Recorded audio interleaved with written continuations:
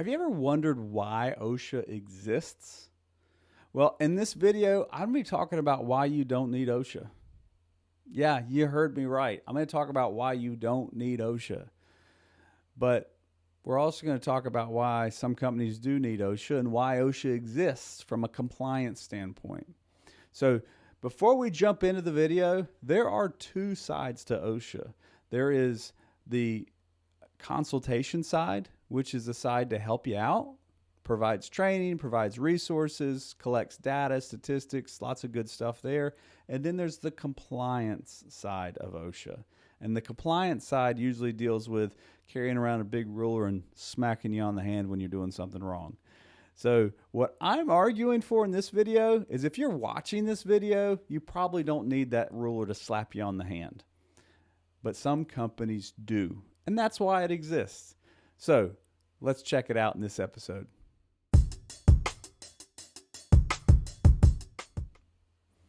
Well, hey friend, my name is David Sawyer. I'm a safety coach.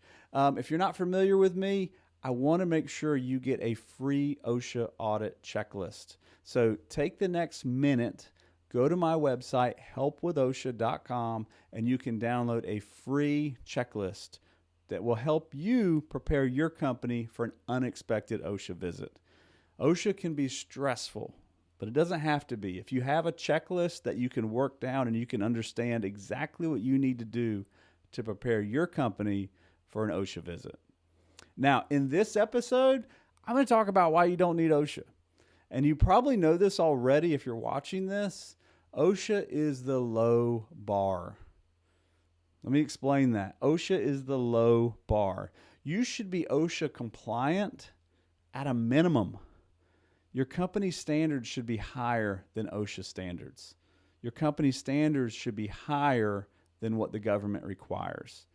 Now, it's just the way I'm wired. I am not a fan of the government coming in and telling me how to take care of my people and how to do my job. It's the way I'm built. I don't like it. Leave me alone. I can do a better job than you can do. And honestly, I found that's the way a lot of managers operate. When you're a good quality manager, you want to do good by your people.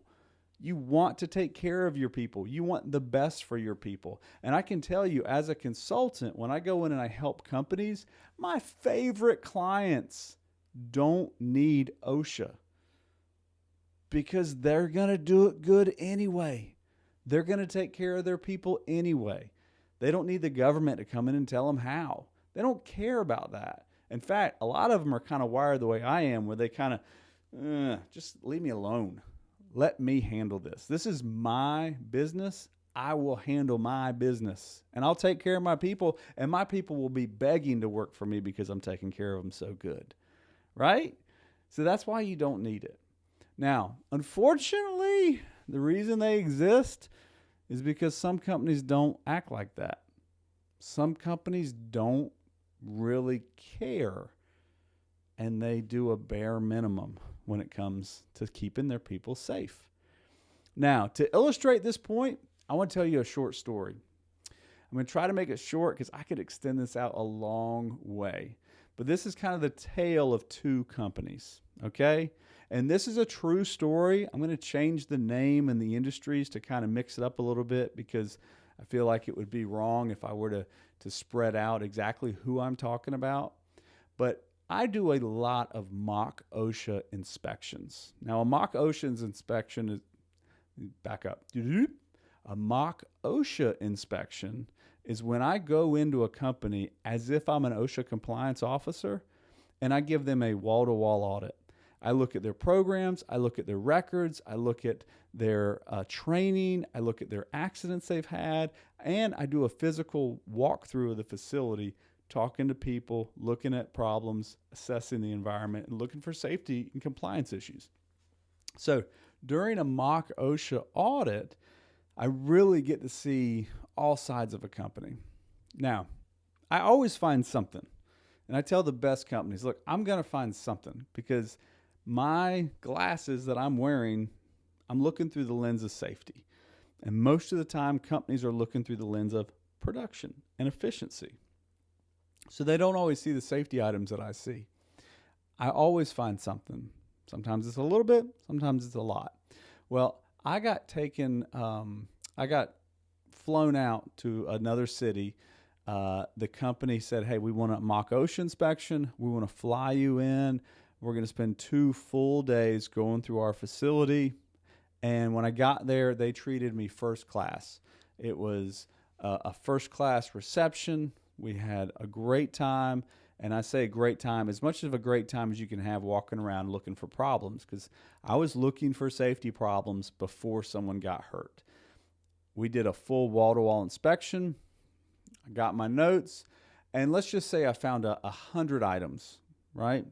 Some of them were serious. A lot of them weren't that serious, but let's just say I found 100 items.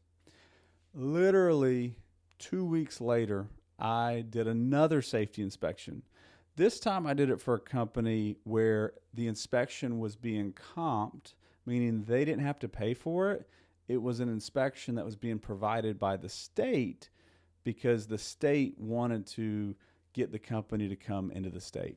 So I might be saying too much, but what I really want you to take away from this is they didn't pay for this. It was kind of a gift, right? It wasn't money out of their pocket. It was just kind of a gift. So I went and did a wall-to-wall inspection. Pretty much the same thing. I found a lot more serious items. Well, let's just say I found 100 items, okay?